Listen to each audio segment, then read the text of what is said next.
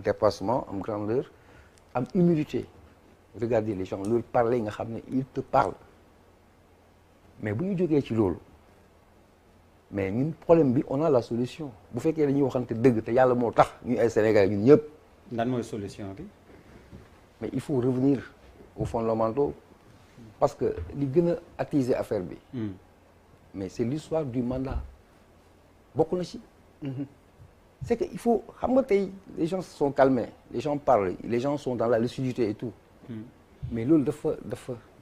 envenimer la situation sociale du Sénégal. c'est une constante. di nga dégg dans les analyses certains di la wax ne oui on a un président esseulé seul mais avant 2019.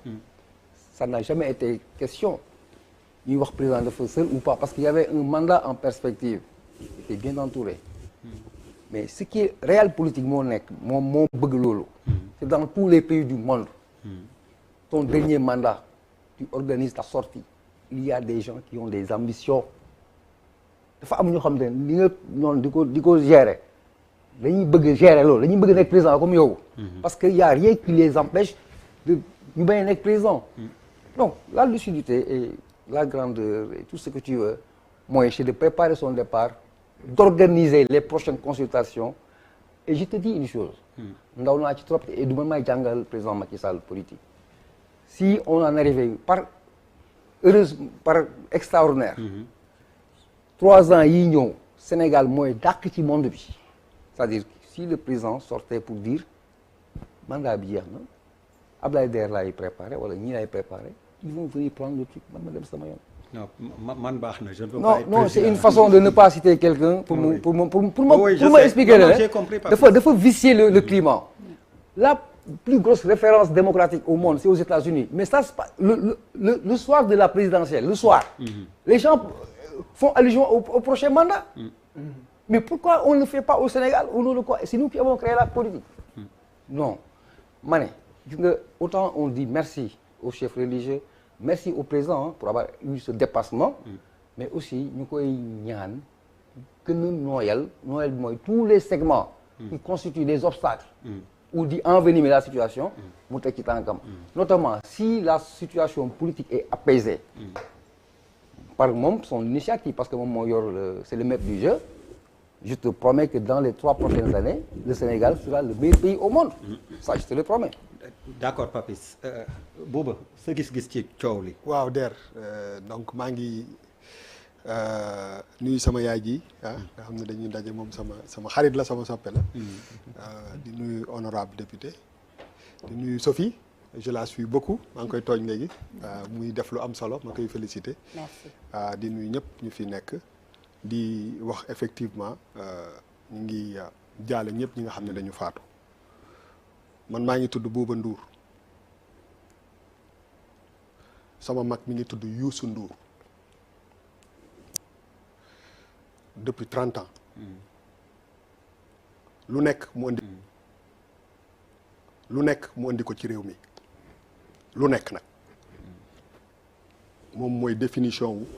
nit bu bëgg sa réew sama papa Elimane Ndour la tudd bi may njëkk a toog ci plateau bi nit ñaa ngi may seetaan lu ne dégg naa ko amul fa place dañu foog ni dañu moom seen télé daf fi toogal Youssou Ndour pour lu mu wax mu dee ko lu ne dégg naa ko tey déggatuma loolu on est dañu am aussi ci coow li lu dal suñu kaw te nit ki fi sa teraanga nekk nga fay dundal sa doom di fa dundal sa jabar di ci jox sa yaay mu lekk fii 450 emplois moo fi nekk direct donc ko war a protéger sa yoon du ci nekk ñuy jéggalu ci ñi nga xam ne seetaanuñu jàkkaarloo vendredi bi passé parce que heure jàkkaarloo maa ngi yóbbu nit bu daanu fii ndax dañ ko dóori ay xeer ñu ko yóbbu hôpital ñu koy faj te yoonam nekku si on est tous des Sénégalais Youssou Ndour tabaxul lu ñuy toj maa ko wax ñoo bokk ndey ak baay je défie qui que ce soit si ñuy liggéey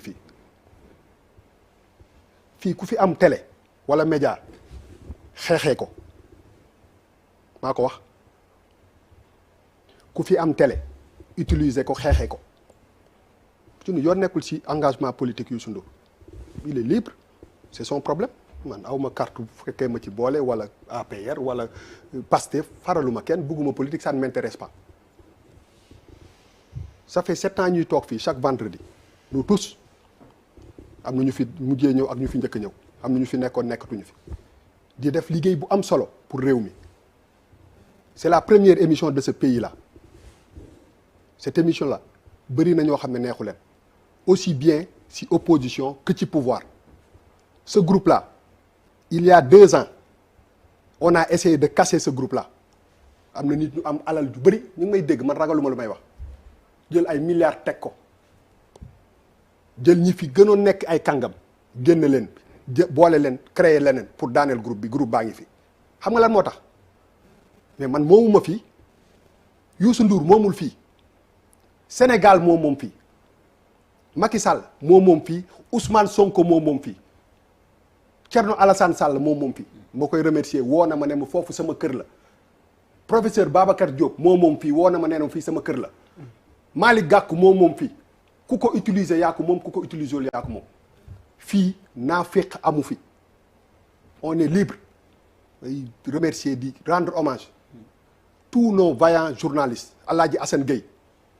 Babacar Fall keroog bi nga jàkkaarloo Macky Sall ci biir palais bi 31 décembre daaw xamoon naa ni doo ñëwaat ren waaw Pape Djibril Fall Charles Faye Abdoulaye Der Malal Talla ak yow ñëpp Fatou Kiné Dem Chérif Diop Souleymane Niang des pères de famille digne faale wuñu kenn dañuy daan seen doole dañuy défendre seen outil de travail détermination bu Ousmane Sonko taxaw jàkkaarloog état ne ko defuma lii da nga may bëgg a faagaagal addina bi yëpp taxaw mu xeex ñun détermination boobu la ñu am pour défendre lu ñu liggéey parce que on est des citoyens honnêtes te du ñu naafeq te dañu am fulla am fayda il faut que ça soit clair et il faut que ñu arrêter fii kenn nekku fi di def nii ak def nii je défie tout le monde ñun ñii ñëpp ñooy toog fii on est des amis maa ngi Birima Ndiaye mi doon toog fii maa ngi koy massawu këram dañ ko taal c'est quoi la liberté d'expression mooy lan kan moom nit ñi ba ku nekk li la neex ngay wax koo wax loo waru neex mu porter la plainte Birima dafa def fii 7 ans su ma génnee si biti damay dajeeg 10 Sénégal am na ñoo xam dañ ma ne bu Birima nekkul du ma seetaan tey jii nii su fekkee ni dañu taal këram te man neewu ma ko massa te woowu ma ko téléphone te demu ma ko seet si mooy que je me lâche et je ne suis pas un lâche j'assume Fou Malade je le respecte c'est mon ami il y a un mois li ma defal fii kenn defalu ma ko kenn musuma ko defal di ma wax ba may jooy ci télévision nationale te xam na ni li may wax dëgg la il faut qu'on arrête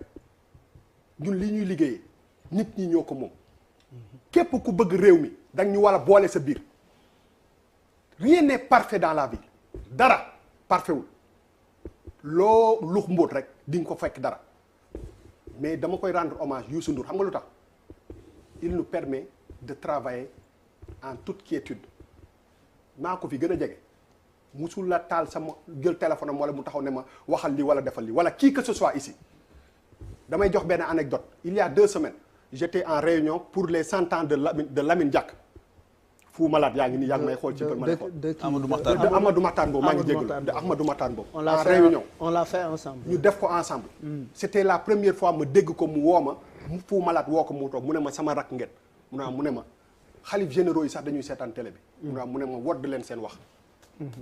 loolu lañ ñu mës a wax ñu génn ne ko merci tous ces gens là télé bi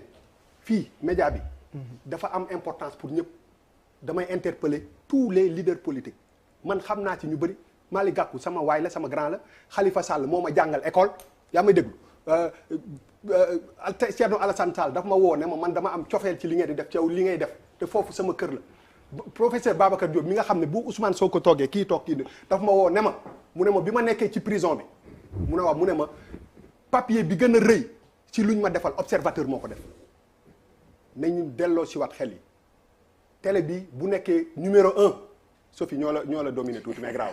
bu ñu nekkee numéro 1 c'est parce que sénégalais yi ñoo ñu ko def. waaw bu foo jëlee sa sondage yi. ah non dama lay tooñ rek yaa ngi may dégg non ay kii la rek quoi xam nga li ma la bëgg a wax donc dama la bëgg a wax que ni il faut que ñu delloo si xol yi. delloo si xel yi on est là pour tout le monde pour tout le monde télé bi kenn moomu ko Youssou Ndour moomu ko Samba Ndiaye moomu ko Demba Ndiaye moomu ko on a risqué nos vies man beneen yàlla bu mu amati mais beneen yoon bu nit ñëwee taxaw jël xeer fi barke Seydina Limaamu ci biti laay xaw nañ ma laay taxaw ci taxaw kanam nañ ma ko dóor ba ma dee bu ñu demee àlaxira ñu layoo il faut qu'on arrête on est tous des Sénégalais kenn gënuñu bëgg dëkk bi 7 ans ñi ngi ni ñuy may toog ci fauteuil bi bàyyi sa mënatoo tukki mënu ko def ndax da nga bëgg sa réew bu doon dañ fi waxi naafeq wala waxi caaxaan du continuer il faut que ñu dellu si suñu xel yi ñun ñëpp ay réew mi ñun ñëpp ñoo ko bëgg am na ay nit yoo xam ne moomatuñu seen bopp Youssou Ndour du mës a décevoir Sénégalais ñoo maa ko gën a jege maa ko wax je le dis jamais pour rien au monde parce que lu mu am Sénégalais ñoo ko may il faut ñu delloo si xol yi nekk ci ay Sénégalais pour ñu mun ñu permettre ñu exprimer wu te la liberté d'expression elle est fondamentale bu dee nit ki lu mu la wax te neexu la boo xëyee nga toj këram wala bu génnee nga saaga ko ci internet bi na ma ñëpp saaga moi je suis un homme libre et dañu war a may chance ñëpp ñuy wax quel boor bu mu mënti nekk nañ leen accepter la diversité des opinions nit ñi li ñuy wax même bu la neexul may ko mu wax ko parce que droit fondamental am la parce que fii ñuy jëm ni mooy que kenn dootul ñeme wax réew mi kenn ñemeetu fi wax et c'est pas normal yàlla moo fi ne soyons libres il faut qu'on se libère il faut que ku nekk li nga yëg sa biir xol nga wax ko boo faralul Ousmane Sonko faraloo ko boo faralul kii faraloo ko te far sax moo baaxul d'ailleurs far moo baaxul te dañu nekk ci benn monde boo xam ne gis nga bu nu bàyyiwul far xam nga man fan laa far Sénégal tey jii nii boo leen nekkoon yow Charles Faye honorable député ak sama tante bi ne ma ay candidat ngeen da ngeen bëgg a jël sama téléphone bi téyel ma ko Charles bu ma lee nga ne ma sa téléphone boo ko téyee doo ci gis mu xoosu honorable ne ma daa la ci defal protection damay seet kan moom ci gën a doy ma dénk ko bu 1 an yi passé mën a delloo ma bu fekkee ne gisuma ci benn xoosu ma joxaat la ko bu fekkee ne da nga ko yàq ma jël ko jox ko Charles on est libre on doit être un pays libre il faut nit dafay am ji nga téléphone yi dafa am ay ñu ci nekk yoo xam ne boo composé boo wootee foofu lay jaar pour nga woote nit da ngay am ay nit ay affaires yoo xam ne boo ko déggee da ngay analyser sa bopp nga nekk nit nga xool lan moo yenu maanaa ak lan moo yenuwul maanaa coow yi ñi ci bokk nañ leen ci bokk ñi ci bokk nañ leen ci bàyyi parce que kenn du tere nit ñi ñu liggéey ñu défendre seen outil de travail et on doit dañ ko war a défendre parce que képp ku fi gis naka su dul noonu tu es libre de partir et il faut que il faut pas ñu instrumentaliser yenn mbir yi pour yàqal nit ñi maa ngi masawu ñëpp ñi nga xam ne suñu ay soppe lañu les gens ont vécu des moments très difficiles moi j'ai vécu des moments très difficiles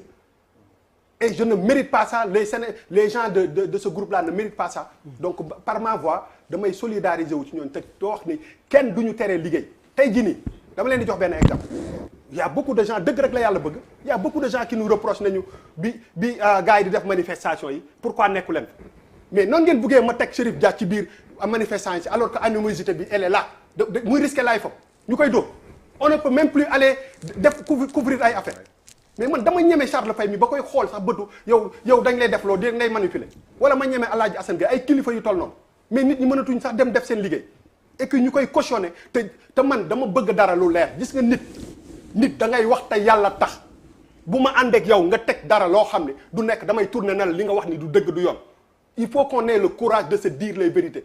quelle que soit la personne bi nga ko war a wax waroo ko ragal on a vu des gens qui ont fait des sorties qui sont allés dans d'autres télés et nous kilifa je t'interpelle il y a 1 mois 1 an et demi kilifa a traité les Sénégalais de lâches neexul kenn fii lañ ko teg TFM mu wax jéggalu ma jël kàddu gi keroog façon témoignage bu ne defal naa ko parce que on est des frères mais il faut pas que ñu def benn affaire boo xam ne ça met la vie des gens en danger mu mel ni yow problème bi yow yaay ci këru problème bi il faut qu'on arrête on est des Sénégalais te kenn mënuñu gën a nekk Sénégalais CNRA dama leen di interpeller bàyyi leen télé yi ngeen di tëj boo tëjee TED TV tëj Walfadjri mais yaa ngi ñuy sacrifier ñu naan pourquoi tey ñu seen kii il faut ñu bàyyi télé yi ñuy tëj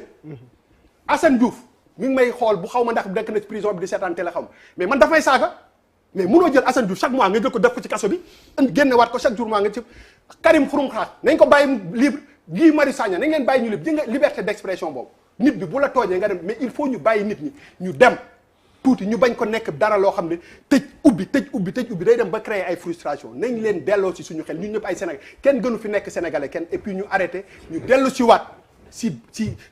base yi ñu nekkoon ñu wóolu wonte te fii kenn nekku fi Ousmane Sonko maa ngi lay interpeller discours yi dégg nañ ko lépp dégg nañ ko fii sa kër la boo moo ko permettre dinaa ñëw sa kër dinaa dem ci kër Thierno Alassane Sall dinaa grand Macky Sall sama grand la dinaa président Macky Sall maa ngi ñëw yéen ñëpp xam naa leen yéen a moom télé bi utiliser leen ko comme vous voulez